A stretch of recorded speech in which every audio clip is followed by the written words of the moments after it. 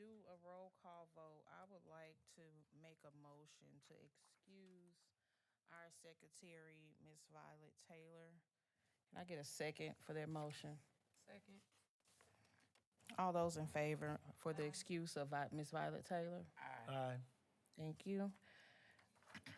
Now we can go ahead to 1.2, the roll call vote. Yes, ma'am.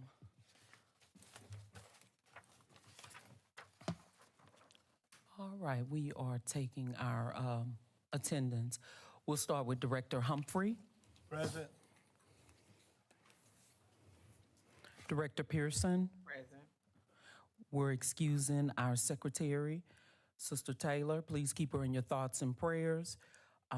President Milton Roberts hasn't made it yet. She's on her way. VP Edwards, Present. Dr. Petty, Here. Director Davis Day. Present. VP, we have a quorum. Thank you so much. We will move on to 1.3 board norms read by Director Pearson.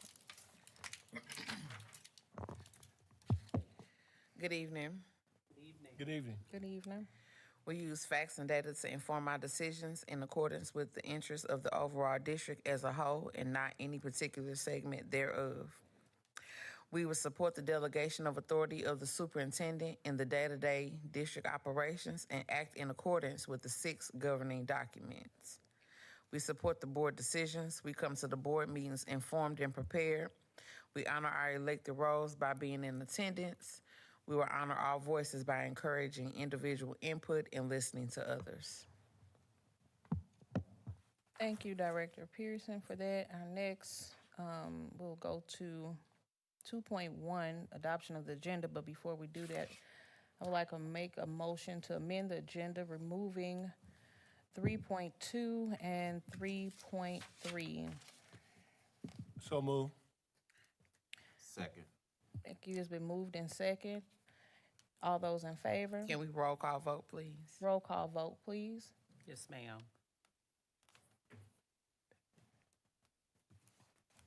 The roll call vote on the floor is for the adoption of the agenda, removal of 3.2 and 3.3. Director Davis Day, Yes. Director Dr. Petty, Yes. VP Edwards, Yes. Director Pearson, No. Director Humphrey. Yes. VP, the yeses has it. Thank you for that. Now, I would like to adopt the agenda for this evening. A motion to adopt the agenda. So move. Second. It's been moved in second. All those in favor? Aye. Aye. Any nays? Nay. The ayes have it. We will move to items for information and action. 3.1, the budget proposal given by Mr. Carlton Brooks.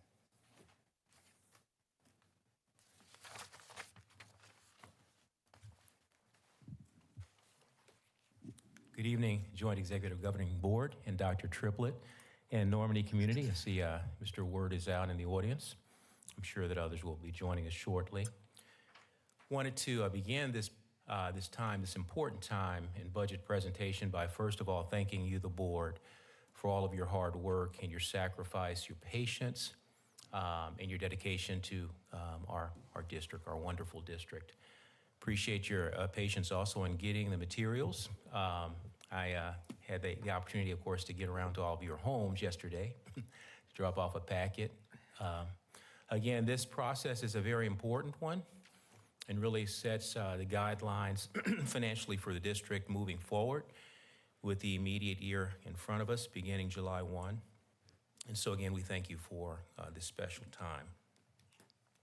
As you know, every time I am doing a presentation to you, the board, really like to begin with our mission statement, which says that the Normandy Schools Collaborative prepares global leaders for college, career, and productive citizenship by empowering a community of confident learners in valuing the unique contributions of every student.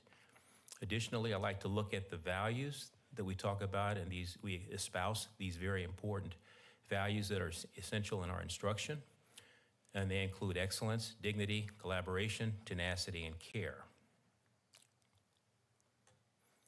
Now, in talking about the budget document and what we've developed for the upcoming fiscal year, we have some core factors and essentials that are included in this important document that have come out of several things that the district has been working with.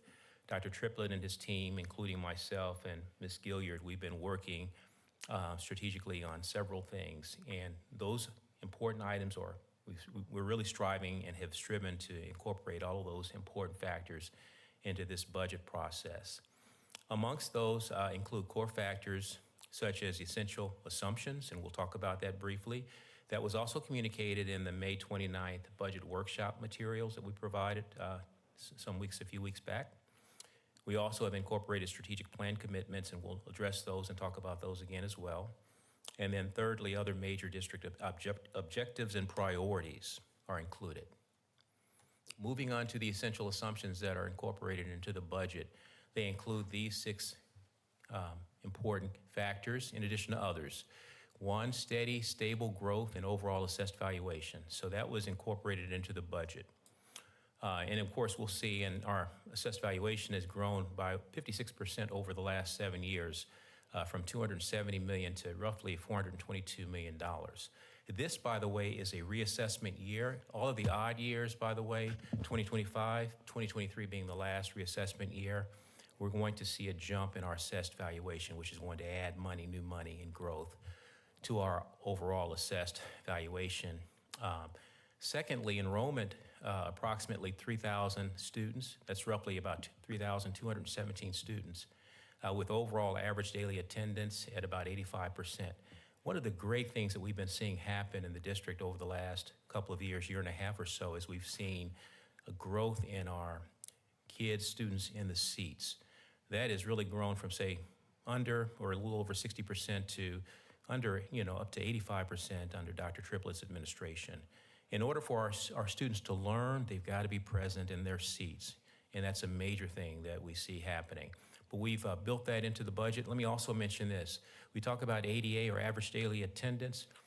The state also looks at more closely, especially for urban districts, what they call WADA, or weighted average daily attendance, which incorporates additional factors in on like English language learners. As you know, we've had several English language learners that have been added from Latino backgrounds, et cetera. And we get an allocation of payment from the state on that as well. So those are growth numbers. So when the state looks at us with regard to ADA, they look at WADA, weighted average daily attendance, because we have some factors also with all of our kids eat free, okay, because we're a CP district. So there's some other features that are factored into the monies that we receive statewide. Thirdly, stable federal program revenues projected, with slight decline due to the Head Start program elimination. So in communicating with the powers that be, we understand that we are going to actually receive the funding that we expect on the federal side. We are losing slightly a little bit of money from Head Start, okay? But we have a commitment that we will be getting, a pretty steady allocation of our federal funding this upcoming year. Fourthly, returning personnel are projected to receive a 2.25% increase, and teachers are also receiving a $100 across the board increase on their base. That's in year 1. Year 2, we've been working with, of course, the NEA and Mr. Word and his group, his team, and we have in the second year a projection of a 2.5% increase. Fifthly, projected increases in health insurance rates of approximately 10 to 12%. Now, we've been working with our broker with regard to this, and what we've been conservative by building in roughly a 12% increase to the health insurance rates, but we actually are understanding that may be coming in a little bit lower. We may actually have a single-digit increase, but we've been conservative with the budget, and we've built in 12%. And then finally, sixthly, we have the completion of ESSER 3 related projects during fiscal year 25-26. You all are very much aware of the great things that are happening district-wide, and as we move forward, there are going to be other great things. We just even working with the construction team and seeing the things that are happening at the high school. We put that, Prop V money in, roughly $36 to $40 million to renovate and basically give our community an outstanding high school complex. Now we have the athletic facilities. We're going to have the premier athletic venue in all of North County in the coming months, which is outstanding, and one of the top premier athletic facilities statewide in the coming weeks, and that's a great achievement.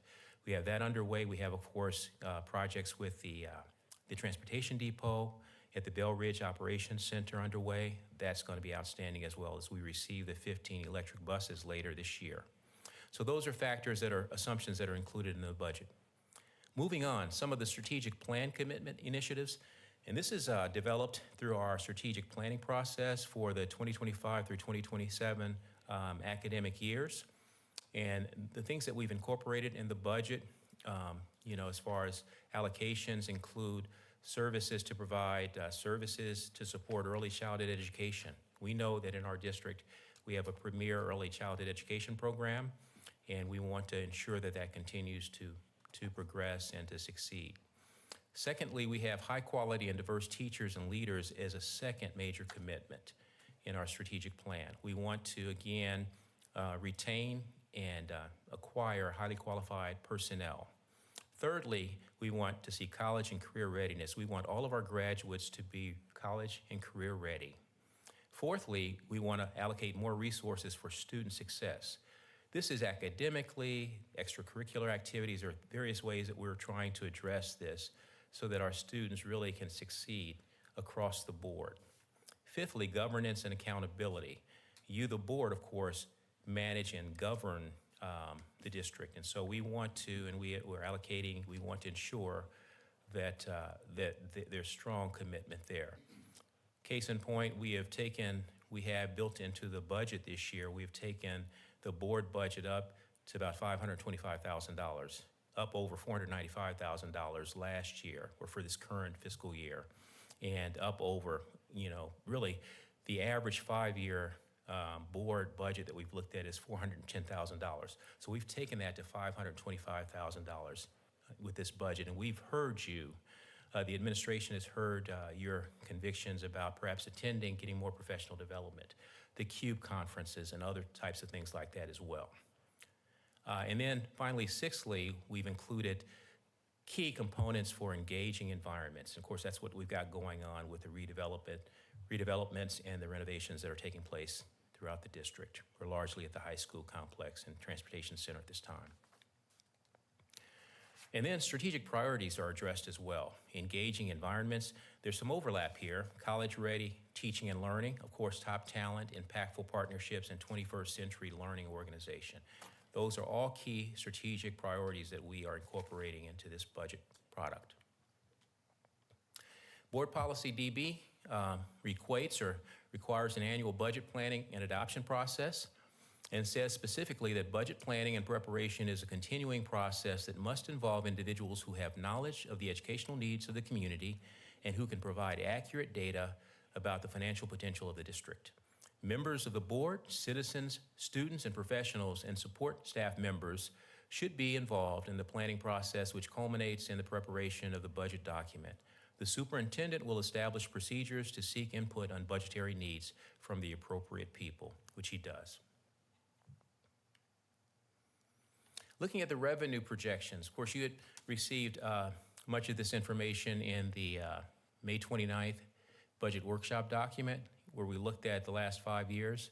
But in looking at the years of service here, you look through, and we had an adopted budget for this specific 24-25 fiscal year. If you look the fourth column over from the right, totals $62,870,590. Now that is split and allocated over function and object codes from sources, from total local revenues coming in, total county. The local basically are revenues on our property taxes largely. That's the money coming in from there. Also any local programming, our early childhood center programming, any collections that we receive from that are reported under local revenues. County revenues would be certain types of monies, tax assessments and fines the county collects on late property tax receipts, et cetera. There's the total state. That is the foundation formula for our enrollment and average daily attendance. We have transportation revenues that we get in, et cetera. And then the total federal, those are funding monies coming in from our title programs, et cetera. And so we are showing, and we, again, from that fourth column over from the right, the current budget is at $62.8 million. Looking at our assessment through our accounting system through May of this year, we had received $59.2 million in related revenues on the budget, the $62.8 million budget. We've combed through our receipts and looking at trends, and we expect that we are going to finish having received roughly about $64 million by year end.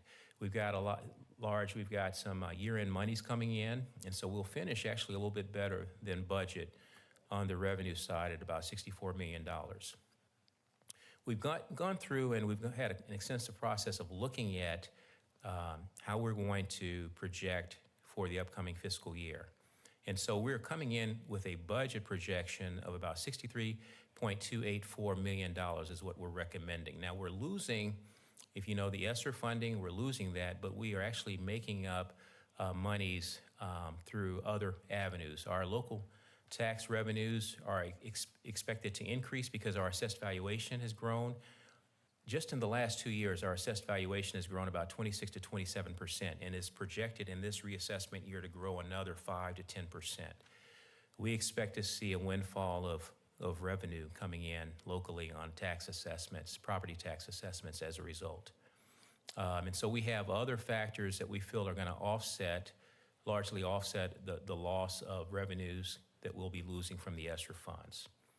So again, our revenue projection and recommendation will be that the board approve that $63.284 million projection that's in green.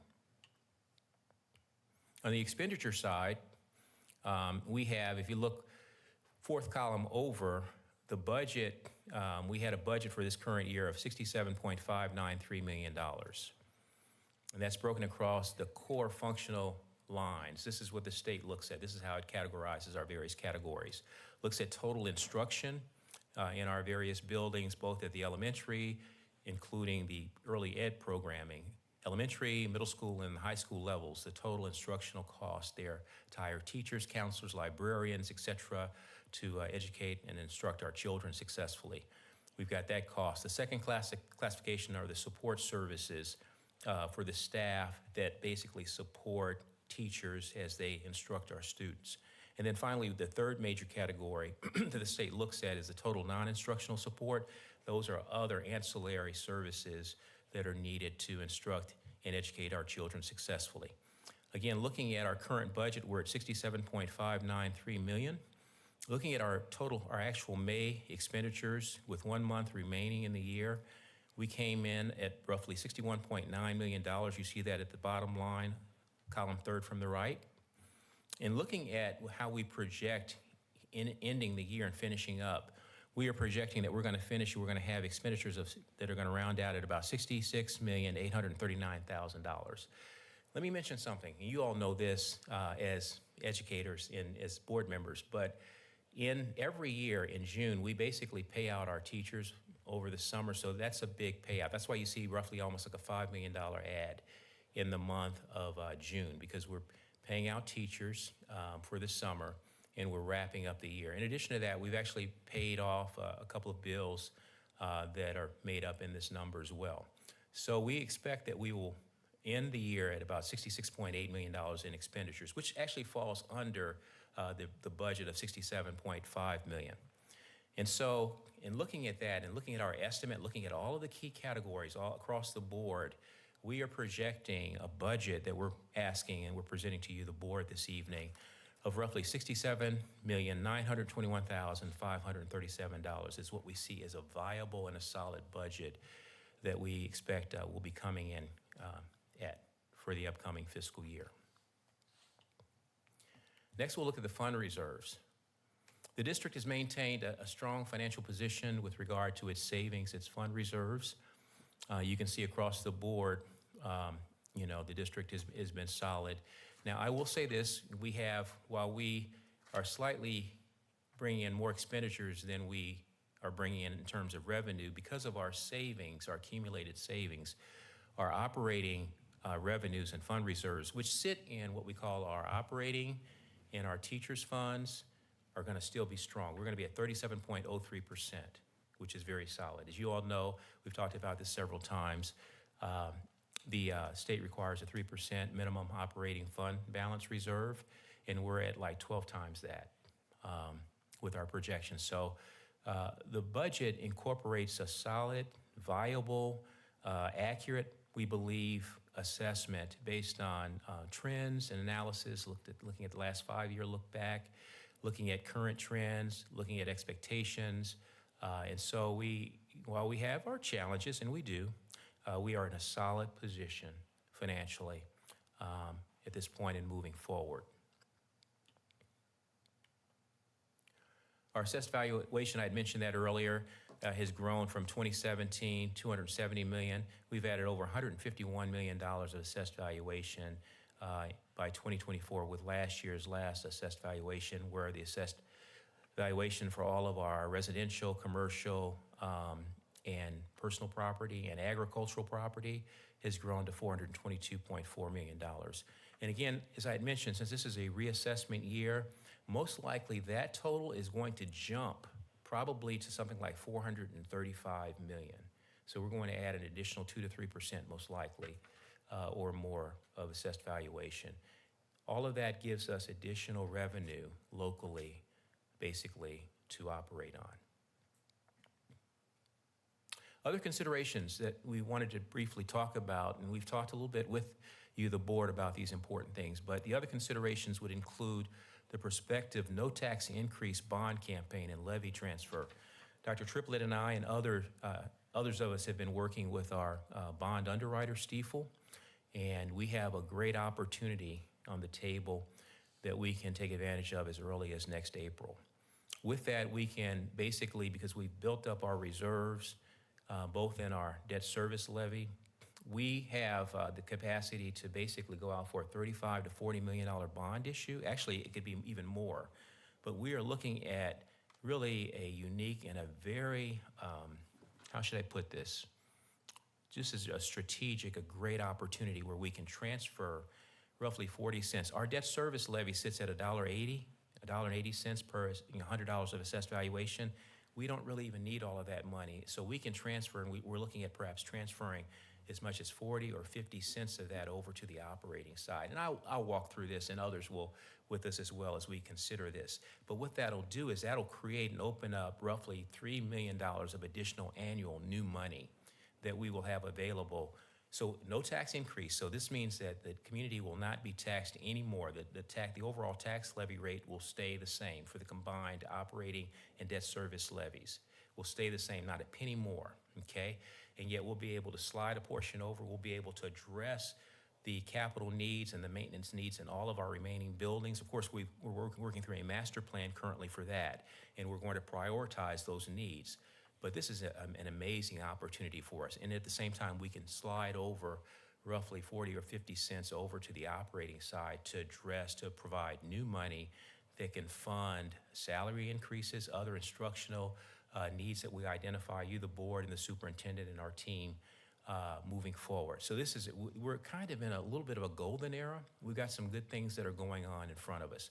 Now, obviously, that's going to be some work, but it's a very positive opportunity. The other thing that I wanted to mention, and I know we are not addressing this right now directly, but we've set aside the broker agenda item for a later date, but that's also something that we really are looking to improve. We've had, this year has been a fairly positive performance year for us in terms of claims cost. Now, we do have maybe one or two claims issues, but for the most part, our claims costs are down, and so we're seeing some positive things going on, and we need to lock down on, a renewal rate. And so one of the things, just so you know, we are, of course, with Cigna on the medical side. On the dental and vision, we're currently with UHC. We're still with them. We're looking to move the dental and vision over Ms. Gilliard and her group, Andrea Turner and others, are looking to move that over to the Cigna group as well. And that's going to bundle, with that bundle, that's going to give us even more of an additional decrease in cost. So as we look at perhaps bringing forth that agenda item, the broker approval, want you, the board, to keep that in mind. So at this time tonight, the administration is asking for two things. One, that the Joint Executive Governing Board approve and adopt the proposed fiscal year 2025-26 budget as presented. And secondly, that the JGB approve the recommended FY 24-25 budget amendment as presented. So we had also asked the board, and looking back, we can look back at this, but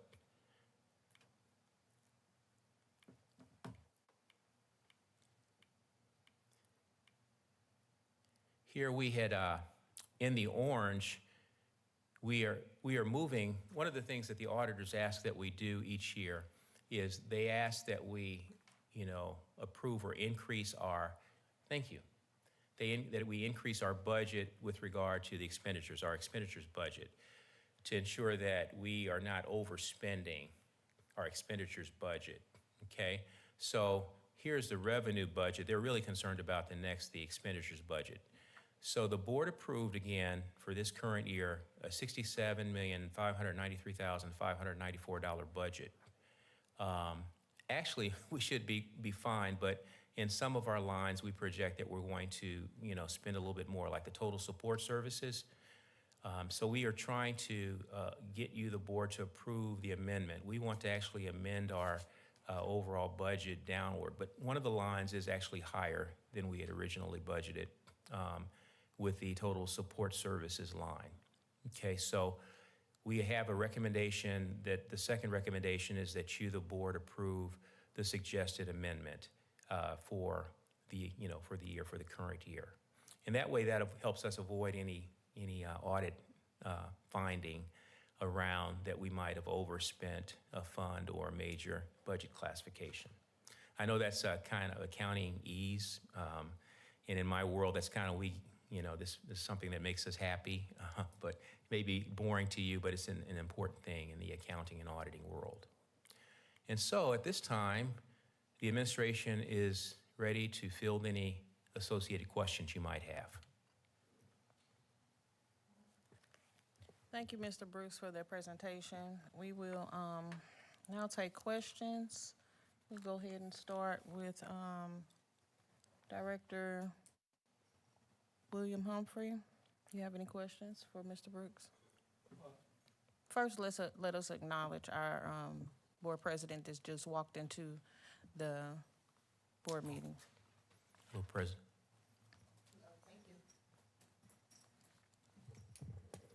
Well, first of all, thank you for the presentation. I guess one of the points I was trying to clarify, if I understood the numbers correctly, you said that the income projection for next school year was $63,284,000, and you showed the expenses at $67,921,537. So I'm trying to figure out that additional money, because right now it's not a balanced budget per se. So I'm trying to find out where's the other $4 million coming from for the excess expenses. Okay, so the additional, great question, the additional $4 million is coming from our savings. Let me mention this, and one of the problems that we have is it's a timing, there's a timing difference. So what's happened is we actually banked and received $6.4 million in ESSER funding, as you remember, last September 30th, but we could not expend or complete those projects all in the same period. So we're actually that $4 million is actually going to be the closeout of completing and paying off the ESSER projects. So what's happening, what's causing us to, because this is one of the things we want, is to balance our budget, okay? Meaning that usually the revenues and the expenditures come in pretty much right on par. But when you have construction projects going on and you receive monies in one fiscal year, but the projects are largely being done in the next fiscal year, you have this shortfall. But we're prepared for it. That's why part of what we've banked in our reserves are the funds that we received again for the ESSER fund. So that's what's going on there, Mr. Humphrey. Okay.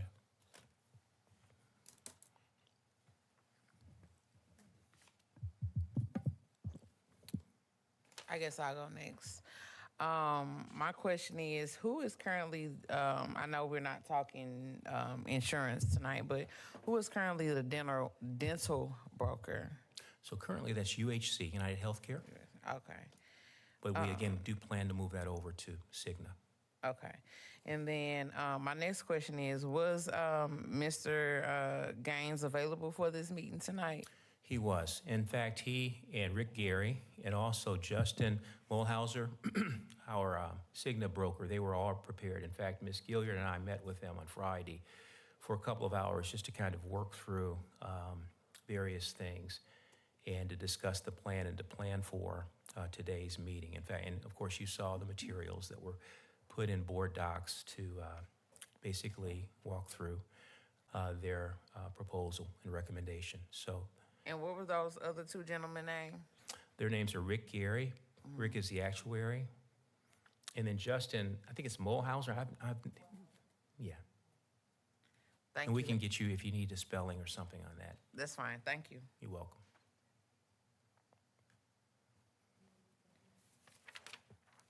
We'll go ahead with Director Day. Do you have any questions?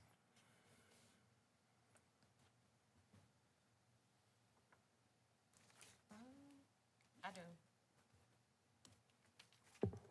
You, in the presentation, the last slide that you just pulled up, I believe, it says that there was 19 million approved for instruction, but we only used 14. Can you explain that?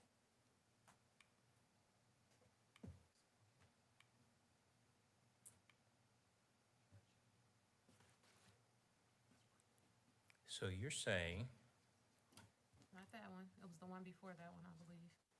I don't see it in this packet.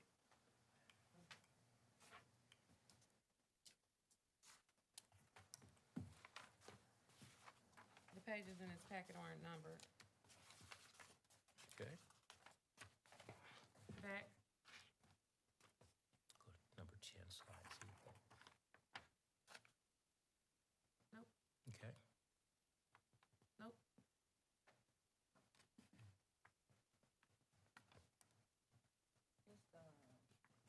Slide number 9. Expenditures are by function. And the first line is total instruction. Yep, that's it. Okay. Can you explain what total instruction is? And why we were approved for 19, but we only used 14? Yeah, so part of what's going on with that is that is a function where some of it was we planned to hire certificated personnel teachers that had valid Missouri certificates, but and that's where we are now, but for a period of time, we had substitutes that were basically working, and they were classified under kind of not quite directly under instruction, but in support because they were part with an agency that we worked with, ESS, et cetera.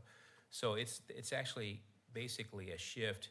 We were expecting to pay teachers that were in the classroom totally under instruction, but because we instead had substitute teachers working, some of those costs were coming out of another category.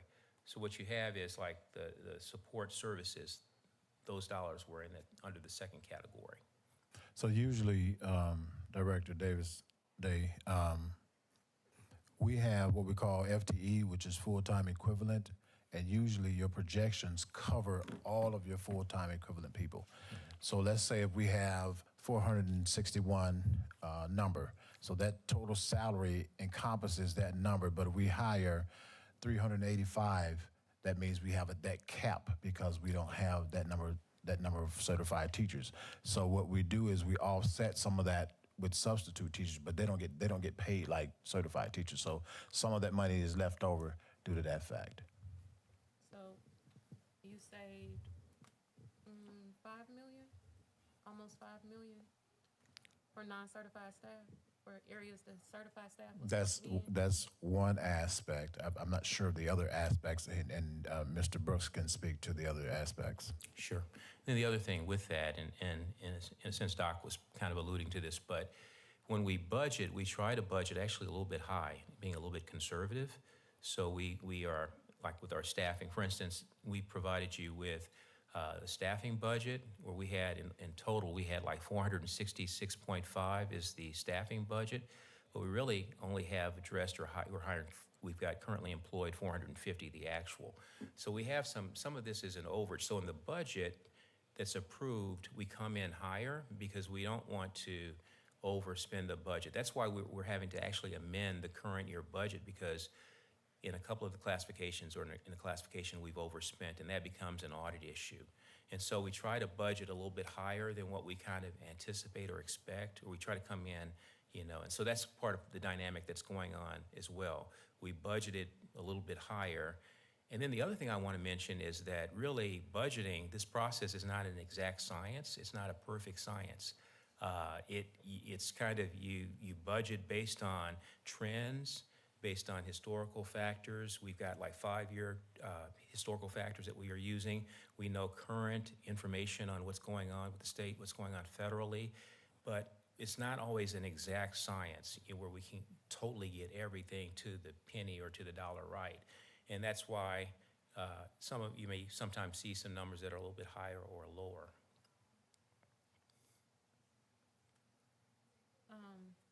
What's included in total support services?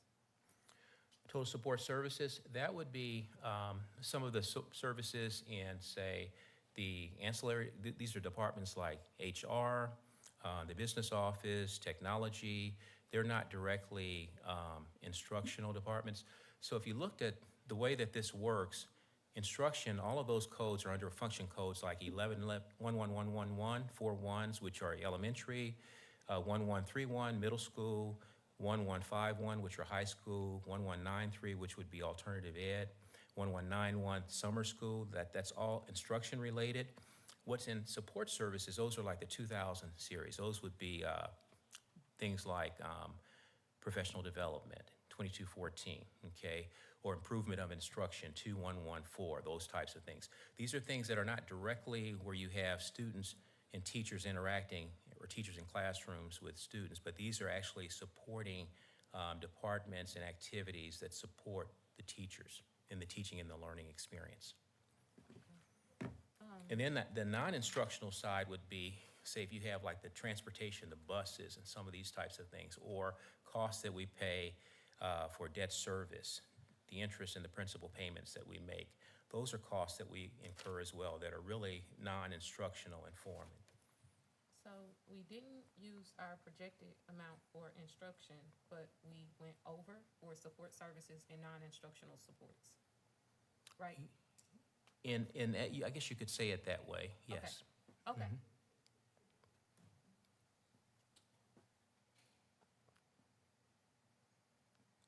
I'm finished. Okay, thank you. Thank you, Director Day. Director, Dr. Petty. Good evening, Mr. Brooks, and thank you again for this presentation. I have a couple of comments and then I have a couple of questions. Sure. My first comment is to say that I disagree with you in terms of the term exact science. As far as I know, 1 + 1 = 2, and 2 + 2 still equals 4. As far as I know, you can never have more debits than credits. And so our expectation must be that numbers are, in fact, an exact science. We can't spend what we don't have. And I think that that's the bottom line. And I think that as a board responsible for taxpayer dollars that you spoke to, and in particular an increase in taxpayer revenues, our expectation must be that it is an exact science. So that's my comment with regard to that. This report, this proposal, is roughly 54 plus pages. Thank you for hand delivering a copy of it, but I didn't receive the copy until yesterday evening. And I think that it is important to note that it makes, or it puts us at a strategic disadvantage for raising the proper questions when we don't have information in a timely fashion. And I like for the record to note that this was brought up in the last meeting, and it was brought up specifically by myself that there is some degree of pressure and even bullying for us to make decisions when we get sensitive information like this the day before the meeting. That concludes my comments. I do, however, have just a couple of questions, if you'll bear with me. Given the financial uncertainty in the global markets and in the financial sector in general, why wouldn't your proposal be to propose a budget that comes in leaner in lieu of all of the uncertainty that's being widely reported in the news media currently? The budget that we have proposed comes in roughly 67.9, just slightly over the prior year budget. With that, and let me say this, we put in raises. We gave raises to returning personnel. That cost us roughly $600,000 to $700,000. So one of the things that we were wanting to do, in knowing that it was important to instruct teachers and students and retain teachers, we gave raises to returning personnel. We felt but we held the line. We didn't give major raises, okay? We basically gave CPI type raises to basically retain that personnel. We did. We did do that. We did not want to. One of the things that we wanted to do, we saw the need for all of our teachers, our staff, and personnel. So we did two strategic things. We wanted to retain our personnel and give basically raises, some return. If you look at the 2-year, what we've done even, and looking at the 2 years, we were very conservative in that. So really, when you look basically at the budget this year, it almost is exact with what if you were to take the $67,593,000 from last year and add the raises on top of that, you would be over, you'd be at 68, you'd be over. But we were trying to basically retain and hold things down at the same time while also moving forward and educating our children. We knew in order to move the needle, to move our children toward proficiency, we had to make some commitment to this process. So the budget is really conservative. We're still holding down expenditures. We're still holding down expenditures during a challenging time. And yet at the same time, we're trying to hold on to all of our personnel because we need them. And we try to give some slight raises to returning personnel. The second thing I want to say to you, Dr. Petty, and to you, the board, I apologize personally for not getting you this budget information earlier. You're right about that, and I'm very sorry about that. This is critical, important information that you should have more than sufficient time to review and basically have your questions. And I apologize from the bottom of my heart for that, because I take primary responsibility for that. We're putting some things in order and in place. Things have been a challenge. We went through the negotiations process this year, pushed off the workshop, went through the negotiations process into May. And there were various factors that were inhibiting, basically this year's budget process that are going to improve. We're not going to have this happen again. We will ensure that we provide you, the board, with this information in a more timely manner. The other thing I want to say, and Dr. Triplett mentioned this a little bit earlier, but with the budgeting process, we can still, the state wants us to approve a viable budget by June 30th, but you, the board, we can amend the budget, a month in. We can turn around come the new fiscal year and amend the budget. We can take more time, even see how things are trending. I want to see how things are trending, because while this is a strong, viable budget, there's some things I'd like to see how our enrollment comes in. North County and urban areas have a transient population, homeless students in transition population. Having worked in many of the North County districts, for years and growing up as a product, we'll float 600 kids or 1,000 kids that are floating around regional districts. And that's massive. we a lot of times don't know what that count is until, the official count date is the last Wednesday in September. So we don't even, we're kind of, and I understand your point about an exact science, but we don't really have a crystal ball on a large piece of our enrollment. We kind of have projections based on trends or over historical numbers, but some of that is in a state of flux, and it's a little bit tough to exactly get it right. So it would be good to see, how those numbers fall. In addition to that, there are other factors that I would like to see have a little bit better handle on into the year around, how will things trend? We've had promises, but on the federal side, how will things really trend? In the next couple of months or so. So I kind of say that to say, you, the board, have the power and the right to, we can come back and amend the budget in a couple of months or so based on, maybe more refined information and trend analysis. That is possible as well.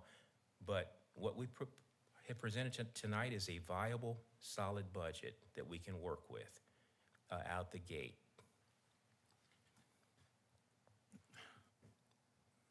I think you're making the case for my concern in that because we don't necessarily have key pieces of information like enrollment projections, again, my question becomes, why wouldn't we present a much more fiscally conservative, leaner budget? Because that is a factor that we don't understand. I think that, and I want to be clear about this, obviously recruitment and retention of highly qualified staff is extremely important. And part of the impetus behind my comments and my questions is that I wholeheartedly believe that we need to compensate our bus drivers. I think we need to compensate our cafeteria workers. And most importantly, we need to compensate our teachers at a higher rate than they're currently being compensated at. However, it doesn't appear as though we can go in that direction when the budget is trending upward as opposed to becoming more fiscally responsible, considering that we may want to do some of those things. So I'm wholeheartedly in favor of that. But I think that the concern becomes, can you point me to the pages in this book where it explains or summarizes the nature of the increases in this proposal? So the staffing, the nature of the increases, we can do that. I mean, and we can provide additional information. I mean, this is more. But it's not necessarily in here, though. Right. Not all of the details. Right. We could have, the summary and some of the detail is in here. We could bombard the board with all of the details and further. We actually, when we issue a budget document, the final one for you, you'll see even more information and data, but some of this is we are wanting to get and approved. We wanted to sit with you, the board, first and explain, our processes and what we see in a documented, more of a summary fashion, and, get your buy-in and your questions, et cetera, and address those before we have a final, document.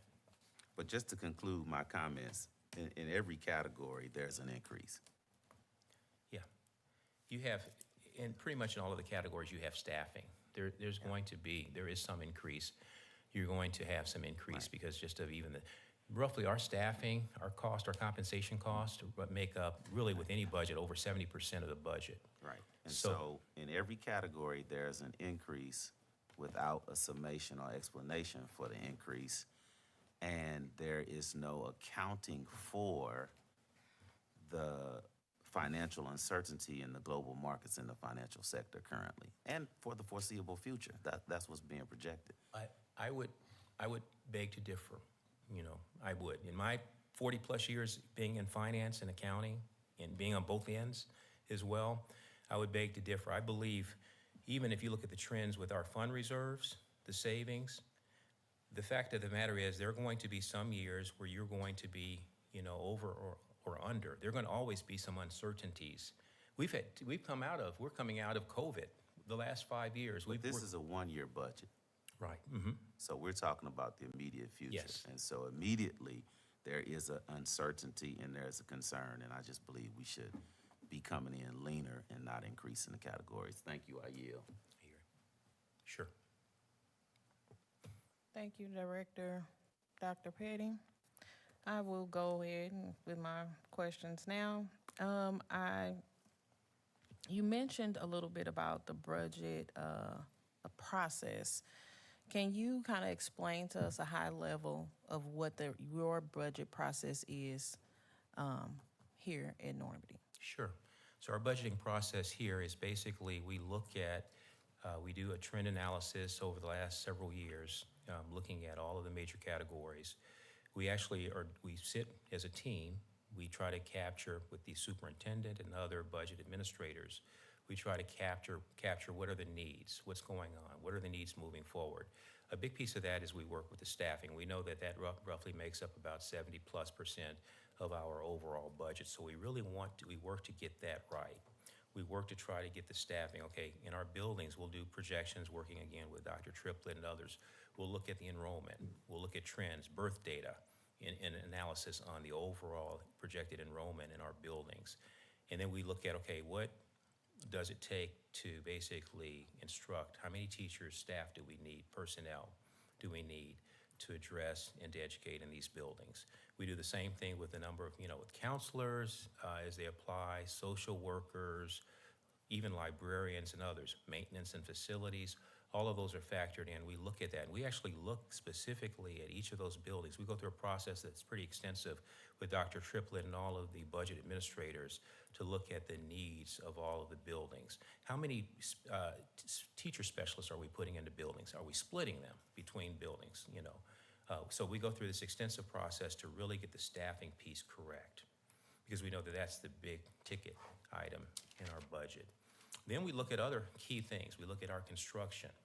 We look at our maintenance and facilities. That's a major factor as well in the budget. We look at the needs around the district. So we look at that core areas, that food service. We look at that technology. We look into all of the departments to really work to get those numbers right. And so, that's a process. Along with that, we look at the revenues. We look to see, okay, how much can we expect, approximately and accurately from our various sources. We talk about the tax base, we talk about assessed valuation. That drives a lot of our local property income. So we're very strategic about that and working with St. Louis County, et cetera, to get those numbers correct. We work with the state to see about the foundation formula and the monies. We look at and we're driving our average daily attendance and looking at those numbers, trying to get those numbers up over 90% of our students attending 90% of the time. We're looking at that. So we're doing all of those things to try to drive our revenue picture to support our budget. And so then we look at that. We look, okay, these are the monies that we have coming in that we project. These are our savings, our saved, banked fund reserves. These are the revenues we expect to come in. These are the expenditures that we anticipate coming in. And we try to trim those expenditures. We try to, the thing that is ideal is to try to come in where your revenues and your expenditures, you're balancing your budget. In essence, we really are balancing our budget. We have a timing issue where we receive money, ESSER money, in 1 year, but we're doing the projects the next year. So that $4 million or so variance largely is a result of timing is what's going on with that factor. So these are all things that we incorporate in our process. And then ultimately we bring, the product, the budget before the board, the board, for consideration. All right, thank you. I like that you said something about timing, because that goes to my next question. Is there a timeline that you have set in place for when you do this process? What does the timeline look like? Yeah, so the timeline really, this timeline got pushed totally forward for a few reasons. We worked through with Dr. Triplett, Ms. Rigsby. We actually had the budget workshop like we did last year. Of course, that was, we had the budget workshop in February of 2024. The plan was to have it in February or March, but it kept getting pushed out. We had planned, put it on the docket to have the budget workshop in February or March, but for various reasons, it was pushed out, largely from the existing board at the time. We went along with that. Part of our issue was also this was a negotiations year where we were meeting with the IBB team, our team meeting with the NEA team and negotiating. That took a series of several weeks, over 2-3 months of time. So, and of course, the money is a major factor in what we do. And so that kind of impeded, while it's an important process, that pushed us out into late May. So that was part of the reason why we are, having to go over this hurdle this year. In the future, we're going to, of course, this is something we're going to be doing every 2 years. So, and we're going to have to look to somehow ensure that we have the budgeting process earlier, and we have a mechanism to ensure that we're on schedule. But we present a budget calendar at the beginning of the year in January. We have a budget calendar, but because of this negotiation process and the cancellation or the pushing of the budget workshop, we're here where we're at today. Okay, so from the process and the timeline you given me, where you just explained, can you confirm that this budget reflects the priority of the requests made from the district, from different departments in the district? So this budget address our priority needs? Yes, it does. Okay, and is there a reoccurring evaluation process that we can adopt? As I recall, and as you made mention to it, that this time last year, we were about at the same timeline as approving or asked to approve the budget. So is there an evaluation process that you can recommend we put in place so we won't have to continue to come to this close of a deadline? Oh, sure. I mean, we can do that. I think that's a collective effort that needs to happen between the board and the administration, because you're the recipient. You're the ones that approve. So our recommendation, we can do that. We can say, hey, we got to make this happen. We cannot push this workshop any further. We can demand that, but we're kind of in a precarious situation a little bit because you're our bosses. So if you say, hey, no, we got too many things going on, people out of town, these types of things, we can, recommend, hey, we've got to make this happen. Because the board knows, but at the same time, you're our bosses, and so we're kind of caught in between, a rock and a hard place in a sense that we've got to. So I'm just saying that this has to be a collective effort that we both sides have to come. In putting a tool like this in place, an evaluation tool, it has to be something that's a mutual, collaborative process. And Director Edwards, President Milton Roberts and I are doing the skeleton of the calendar so that those dates will be on there. So we'll have some kind of skeleton of what that timeline will look like. So those dates will be in there, so for the budget board's view. Okay, thank you. And I do want to note that per policy, we were supposed to receive something before June 1st. I just want to make that noted. Is there a formula used to determine the amount available to be allocated at each school? Can you kind of explain to us what formula you use for the funds to be allocated to each school?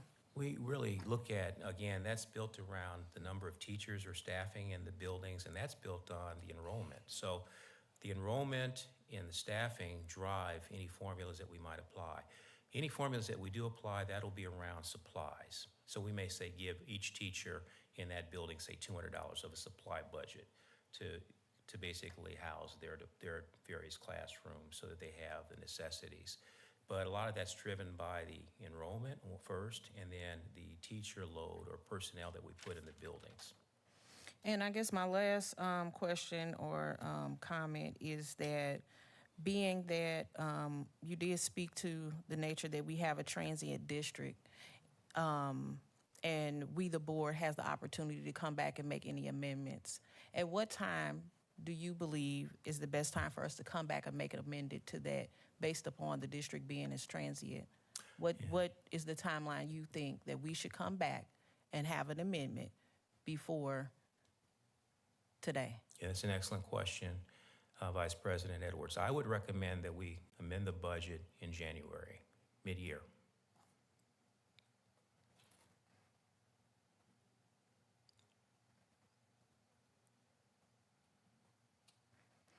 And that's all. Thank you. You're welcome. Mr. Brooks, I just would like for you to confirm for us that, as a follow-up to Director Edwards' question, you talked about your budgeting process. And I'm wondering, can you confirm that all department heads were consulted, provided opportunities for conversation and input as it relates to this budget and being able to supervise and oversee their departments? This year, we did not confer with all of the budget administrators the way that we want. Normally, what we like to do is bring in or speak and meet with each of the budget administrators and talking about their specifics in their budgets. We did this really more at a more higher level. We didn't meet with all of, say, the building principals on their specific budgets in terms of what their allocations were. We did note that they were getting pretty much the same, and that was actually along those lines of trying to be somewhat conservative, not giving more than was needed. Now, we did do that on the federal program side. We met with the principals and we addressed their federal program budgets, all of them, and the budget administrators. But with regard to some of the other items and trying to be conservative, knowing that we were in a period of where we were going to probably need to manage money a little bit more, so say around like supply lines, we pretty much held the line on that. So we did not consult with principals, but did we consult with, say, student support services leadership, curriculum and instruction leadership, operations We did. leadership? All of those department heads were consulted. To some extent, they were, yes. So we met with on the operations side, on the CNI side, with PD. We had some discussions on the student support services side. We probably held the line with a couple of departments, but we consulted with all of those groups. All of those administrators were involved in some form of looking at their specific budgets and the allocations for this upcoming year. And we did have communications with building principals around staffing.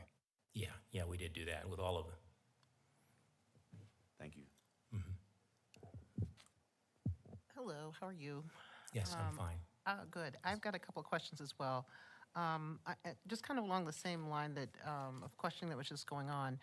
One of the things that I've seen when I look at other budget processes is that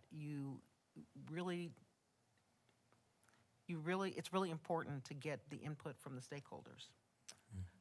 With the board being one of the stakeholders, I guess I'm kind of confused because I don't remember us having a meeting where we had an opportunity to provide any input. If I can mention, we had at our budget workshop, we laid out the 5-year. We talked about this, and I apologize if we didn't maybe do this more thoroughly, but we looked at the 5-year assessment of your trends, and we saw even that average was like $410,000.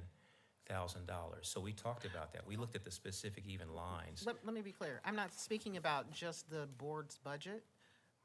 Our responsibility is in part to be in partnership with the superintendent guiding the district. Sure. And so we have documents that help us to do that, our strategic plan, our CSIP, and so forth.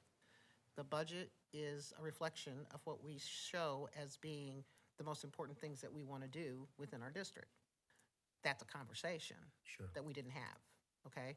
And so as we're planning the process going forward, that should be a conversation. It should be an opportunity for feedback, and it should be an opportunity for adjustment if needed. Thing one. Thing number two is that over the course of the year, we've had some conversations about various things that we as the board wanted to see added to the budget. Because of the way the budget has formulated, I'm not sure if they're there or not, so I don't know whether to give you a laundry list and say, is this in there, is that in there? The first thing that comes to mind is tutoring, because we've been talking about that since last year. Is that, is there a line item for each school for tutoring? Another item that would come to mind would be AMI, because we said that we had some challenge with how we are going to instruct kids when they are not in school. Another item that would come to mind would be we've invested in a major multipurpose field, and we talked about the fact that we needed to build a strategy and a pipeline to utilize that. So, We talked about the fact that we needed to also look at all the extraneous payroll, if you will, for people who are doing extracurriculars, who are doing coaching. We talked about food service that you mentioned. We talked about buses. From my looking, I can't discern whether those things have been added. So if that, I'm quite fine with, going along with this, but I would like to then schedule a meeting where we can ensure that those items that we have deemed as a board to be important are in the budget where they need to be. Sure. Another thing that we have talked about was that we wanted to ensure, I know that you guys looked at staffing, but we also wanted to compare staffing to some of the desired levels versus, we did some innovative things. And so one of the conversations was around counselors and so forth. And so I think, again, as a board, we had that conversation. So board, am I correct here that that is something that we would like to take a look at and ensure that we have that in place? I would agree. Yes. Okay. So, Thank you. I mean, I think that's something that we need to do to make sure that we're all. And I think, and to your point, President Milton Roberts, that is a deeper conversation because now you're talking about strategies. So yeah, I do agree that is a deeper conversation. Most definitely. Thank you for that. Also, I want to apologize first for being late. I'm not usually late, but I spent a lot of time today facilitating, and I had to drive from Jefferson City to get here, so I apologize to everyone for being late, but I also have been trained very well by my employer to be very safe on the road, so. We're glad you're here, and we're glad you got here safely. So I didn't want to speed or anything like that. So I apologize for being late, so let me say that. The second thing is that I want to extend a bit of thanks because I know that doing a budget is not an easy task. And I know that numbers are not necessarily my thing, so I know that it takes a bit to get all of this together. What I also want to ensure that I say is that I think it was last year when we first started talking, one of the things that you shared was that your systems weren't necessarily the easiest or the best, if you will, to help with this. So Yes. as part of our conversation, we need to make sure that we are supporting you with the systems that you need so that you can provide the data that we need so that we together collectively can provide what the community needs as it relates to an understanding of the budget. Thank you. The last part of that is that please know that you have a different board now than you've ever had before. And all of us have a different set of gifts. And so one of the things that was really interesting to me as I looked at different districts' budgets and budget workshops and so forth is the level of detail that many of them went into. I don't know that that's something that historically we've done in this district, but please know that we've got some people here that really, like to dig into the numbers and understand them. Sure. That's to our benefit as a community and as a district. And so, when you talk about, we looked at models and projections and so forth, in many of the budgets that I saw, there was a story that was told using the things that you just spoke of, okay? But they were there so that the people who are looking at the budget can understand the story. Because it's really hard to understand the story when you only get chapters 1, 3, and 5, okay? And so I think some of the questions that you're getting is because we only had chapters 1, 3, and 5, okay? So we want to hear the whole story. And I think the last part, and then I will, I'm going to let Director Edwards finish leading the meeting. The last part is that for me, I take very seriously that our title is Normandy Schools Collaborative. I collaborate with everybody that sits up here. I want to collaborate with you. I want to collaborate with you, okay? Yes. And the only way you can collaborate is if you communicate, okay? So if something's going wrong, if something is not going to meet a deadline, then I encourage you to push me a little bit and to say, hey, this isn't going to work, because I don't know that if you don't tell me, right? Sure. And so I can't help if I don't know. Transparency, collaboration, communication. I have no more questions. Thank you very much, President.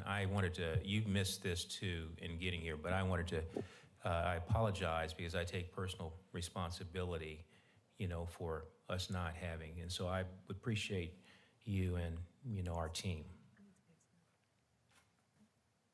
I'm sorry, there was Director Day wanted to ask another question. so- Hi, thank you.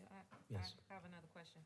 So to what President Milton Roberts said, in the last budget meeting, there was an in-depth conversation about that we would get a chance to actually hold that conversation. But in your packet, I don't see it in this packet. There are slides up here that I don't see in this packet, like this one that's up on here right now. But there's something in here that says that you should be engaging with blah, blah, blah, right? When did you engage with those people? Stakeholders? The Yes, stakeholders? but it actually gave so I never received an email about a meeting for parents or anything. So I'm asking, did you engage with parents? Did you ask parents what they feel like their kids need? Yeah, so the processes that we employed, and of course, we can do better in really pulling in even more stakeholders and more, we can make that expansive. And that's that is a way to go. One of the challenges that we have, when we have time constraints, maybe we can't pull in everyone that we want into the process. But what you're saying is that's the best way to do it, to collaborate in that. There's the synergy of that. But sometimes when you are under extensive time constraints, which we kind of were, it's a little bit difficult to do some of that. This year, we had with the negotiations process, we pulled the teachers involved. We went through that process. That took a lot of time. We could have made that more expansive. Someone could say we could have made that committee much larger. We could have. But one of the challenges that we have is getting the work done. Mm-hmm. And when you start to open it up, to everybody around, it can become extremely difficult to be timely in getting the work done. So But this that's one of the wasn't challenges that timely. we have. But this wasn't timely. This is a week before the budget is due, is what you just told us? Yes, it has to be, exactly. And we didn't get a chance to engage with parents and ask them what they feel like their kids need. Right. And they get up and send their kids to, not only do they pay taxes, but they pay taxes and they send their kids here. We would not have a district without the parents that send their kids here. So this isn't timely.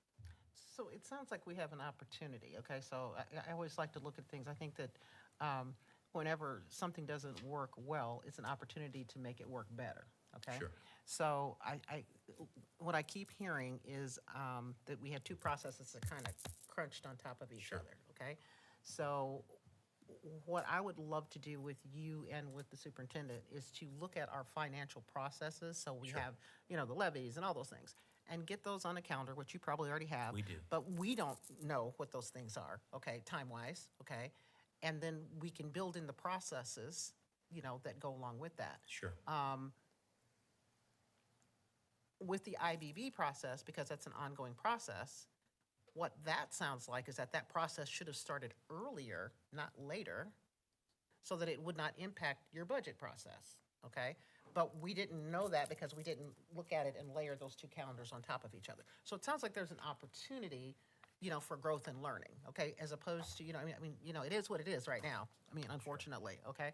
But it sounds like there's an opportunity for growth and learning, and in actuality, I don't like collisions, but I'd rather have a collision in a safe space, which this is, because we can fix it Sure. so that we can do it better the next time we do it, Sure. okay?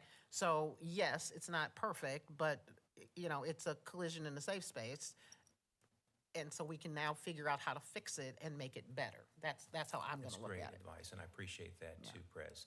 Let me say this. I think you all, I want you to know who I am, okay?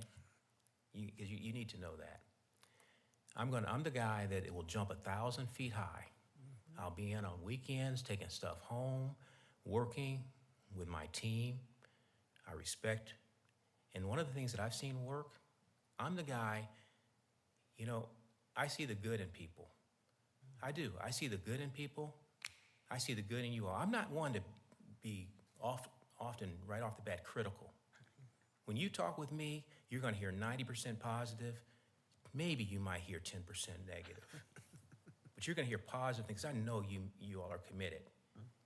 At the same time, the golden rule applies with me. I want that as well. I want to feel respected.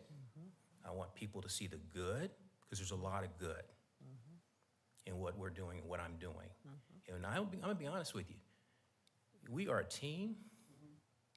You talk about the community. Yeah, the community needs to see us working together well. When the community sees that we are clashing, that we're criticizing, we're critical, they hear more criticism versus maybe some positives, that tears away at our effectiveness and our success. And I'm gonna be honest with you.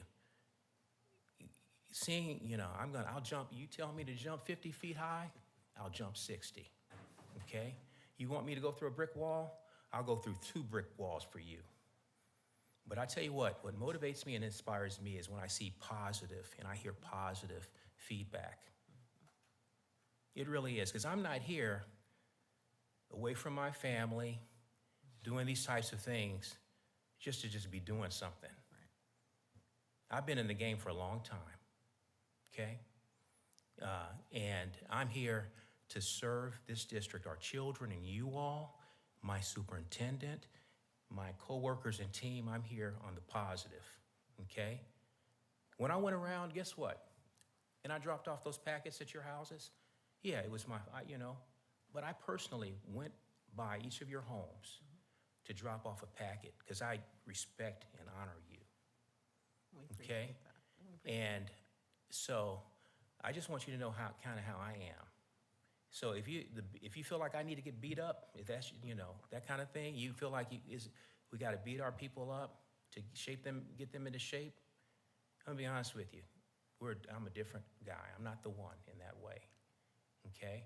I'm inspired, and I believe that this is how we are as a team. We've got a good team. We work together as a team. We try to first see the good in each other. Yeah, there are things that need to be improved. Yeah, we got to do better. You all have identified many. You've had great recommendations, but you got good people here. It's not productive to beat up on your good people, okay? The fact of the matter is that, it just isn't. It's not productive to beat up on our good people. I'm gonna agree with you, and I want you to know that I think everyone here values the work that you do and that your team does, because I know you don't do it all by yourself, even though, you're the correct. face, okay? And we really appreciate the fact that you took that extra time to get this to us, okay? My style is not to beat up on people. That's not what I do. My style is to develop people. Sure. Okay? So I'm always going to be very candid. I'm always going to have very high expectations. I'm always going to ask you what you need. I'm always going to say, is the system right? What do you need Sure. to do it, bigger, better, faster, that kind of thing. But I also am always going to have candid and difficult conversations with people, because we've been charged with something really important. And that is that we've got a district that we have to uplift at every point, okay? Everything, okay? And we've got some really great things going on, and you've been a part of many of those great things, okay? So we appreciate that. So that's, I think we comment almost every week about, or every month about, the numbers and things like that. But that same level of excellence and tenacity and care, we've got to apply to everything. And the only way you can do that is if you have conversations about it. And so if I have to say the one thing that is new and different about this board is that I think that people are willing to have those conversations, and we can still be friends and do work, and that nobody's mad, okay? But we need to have those conversations, because if you don't understand the expectations, if you don't understand what was missing, chapter 135, whatever it is, then we can't ever get it right. We can't do it better. And what I want to make sure people understand is that we're going to be the premier district, okay? That's what we're here to do, okay? And I think we got the right people to do that, Sure. all right? But we can't do it if we don't have difficult conversations. Yeah. We can't do it if we don't stumble sometimes and say, ooh, that was icky, that didn't feel good.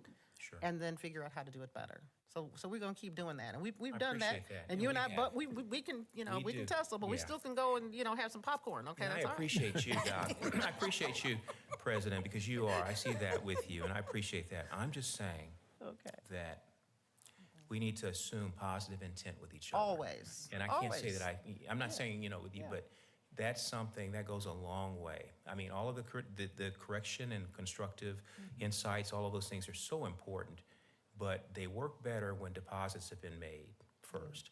When the deposits have been made and people feel respected and appreciated, that's the thing with in our team, Dr. Triplett and our team. You show respect and appreciation, man, you got I'm it. going to agree with you 199,000 billion%, okay? And that's one of the things that I think is really beautiful about our area, okay? Because we have all this diversity in our area and so forth. And one of the things that I really want to bring to the district is people understanding that our students and our families and our businesses and everybody else, that they generally lead with positive intent, Sure. that we have to be respectful and supportive of every single one of them, regardless of whether they're like us or different, that no one should feel intimidated or scared or bullied or less than or anything, regardless of their position or what it is that they do, because together we can do this, but if we don't all hold hands and try to do this, it's not going to happen, okay? Great point. So that's a different temperature than maybe, someplace else, but that's the temperature I work off of, okay? Sure. I'm like you. I like to be happy and have a, good time. I don't mind working hard. I work all night. You can ask some of these folks. I will call people at 12 o'clock at night so we can get something done, okay? But I want to make sure that everybody's meeting everybody halfway. Sure. I want to make sure that everybody's working hard because I'm working hard, Sure. and that we're supporting one another, that we really genuinely are supporting one another in trying to get this work done. Madam President, Yeah. being politically correct can never outweigh being morally correct. I agree. Leadership mandates that we see things as they are, not as we want them to be. If it's 90% negative, if we truly want to make a difference and address the problems, we have to address it for what it is. But you also have to be Excuse careful me, about how you Madam do it. President, questions are not punches, and comments are not kicks. And we cannot allow anyone to misconstrue and mischaracterize the fact that we simply ask questions that are not born out of our curiosity to raise the questions. The questions are born out of the fact that we did not get the information. That's not bullying. That's not beating up on somebody. I'm not And so we disagreeing have with to be you. clear about that. I don't And, think and I want to ask Mr. Brooks, do you feel like we don't appreciate you? Do you feel like you've been attacked and that we are making this negative? Because I don't think that that's the tone that anybody presented tonight. I think that their questions are here for the very reasons that we've stated. We do have to answer to the taxpayers. People voted for us. And when they see these meetings being live streamed, they have questions, and we should have answers for them. So a question, and I said this in the last meeting, we should all become comfortable with questions when we're seeking clarity for the betterment of the education of our children. And so it speaks volumes when there seemingly is a discomfort with questions and comments, and then we change the nature of the questions and comments into some unfounded attack. That's not true. That's not what's happening here. If you- can I- Can I? Oh, sorry. Just, okay. I don't think that anyone should be upset or concerned if a question is asked, and I don't think that Mr. Brooks said that he was upset or concerned because a question was asked. I do believe, however, that there is a way to ask questions, and I do believe, however, that there is a tone that one can and cannot use because it makes a difference in in the response you get and how you make the other person feel, okay? So I can ask a difficult question, Of course. but I can ask it in such a way that he and I can go have popcorn, okay? And I'm okay with that, all right? And so. But we're putting it into wait, the atmosphere okay, that no, questions were I'm- asked no. improperly. No, I did not put that into the atmosphere. all right, What I just put wanna into make the sure. atmosphere was that we are a team. We support one another. We ask each other hard questions. We have crashes and collisions. We give each other Band-Aids. We figure out how to not have the crash or collision again. And we do it better so we can have excellence, tenacity, and care. That's what I said. Okay, I speak very clearly. That's what I said. Okay? I didn't make any excuses. I didn't take anything off the table. Okay? So my expectations are still where they were. He knows that. You know that. My expectations are still where they were. We're going to get you another system to help you because I'm like, okay, I can't have the man pulling his hair out. He told me he was pulling his hair out, so I don't. The visual on that was not good, okay? But I lead with joy. Okay, I lead with joy. That's the way I lead. I learned that from my mother. My mother was born in 1921 in Vicksburg, Mississippi. And if you don't lead from joy when you're from Vicksburg, Mississippi, you won't be here right now. I lead with joy. Okay, that's just the way I do it. And I can get a whole lot of stuff done. Okay, so enough on that. On that note, Mr. Brooks, can you repeat your ask? Yes. So the administration, having presented this information, the administration asks you, the board, to approve the provided recommendation that you approve the budget for the FY 25-26 fiscal period. Is a one ask, and secondly, that you approve our request that we amend the 24-25 budget as presented.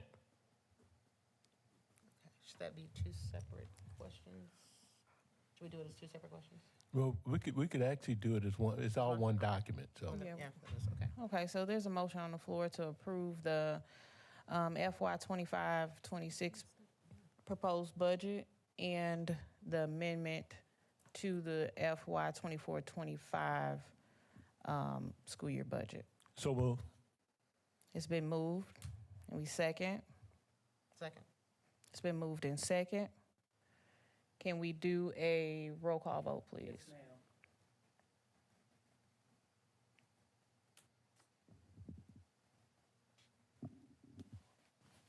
The roll call vote on the floor is to approve the 25-26 budget and amend the 24-25 budget. We'll start with Director Davis Day, No. Director Dr. Petty, No. Vice President Edwards,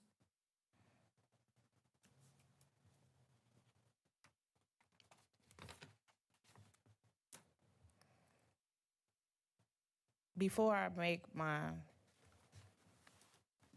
call, I do want to say that my expectations are that we make amendment to this budget by the date that you suggested. So January 1, or January. Yes. Yes. President Milton Roberts. Yes. With the same caveat. Yes, ma'am. And Director Humphrey. yes. VP, the yeses has it. Thank you. Now we'll move to section 4, 4.1, board comments. We'll start with Director Day.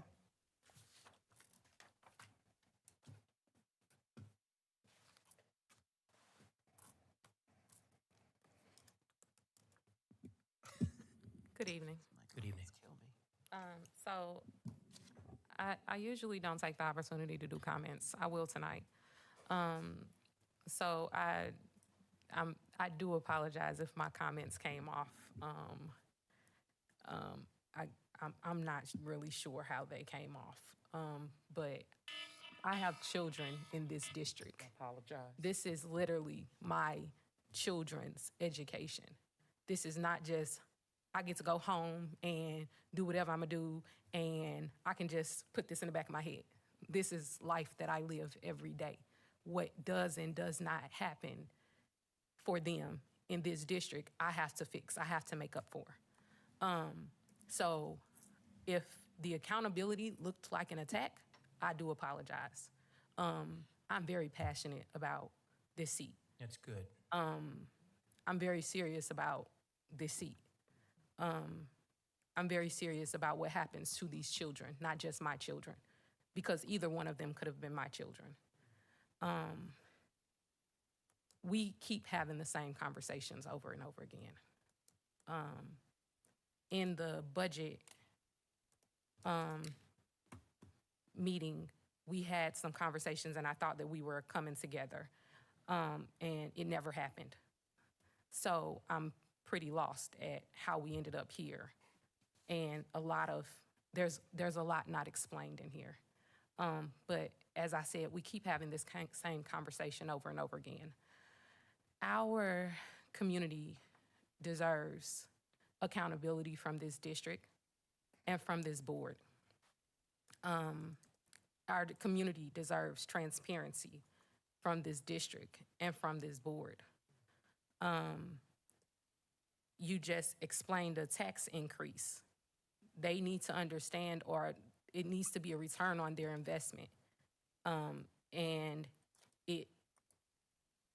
the budget is still not reflecting what we need to see. I asked the community to come out, and I just hope that we do better. Thank you. Director Dr. Petty. I have no comments at this time. Director William Humphrey. Well, first of all, as I've said before,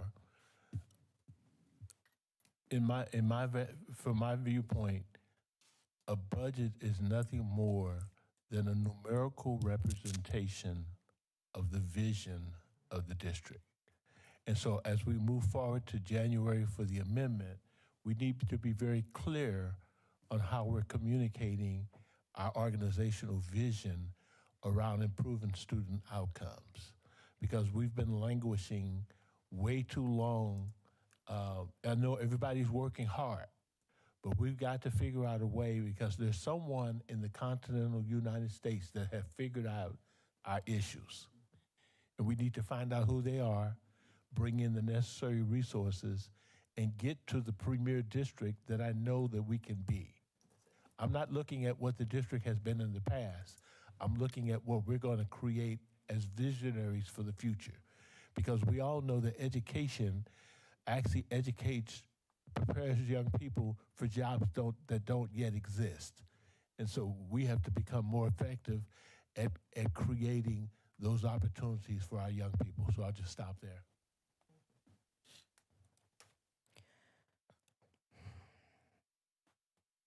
My comment tonight is that we've addressed a lot of things in this meeting. And I must be honest with you, Mr. Brooks, I was a little disappointed in the timeliness. Not a little, I was disappointed in the timeliness of receiving the budget. That being said, I do not want to hinder our children any further because of adult mistakes. That is it.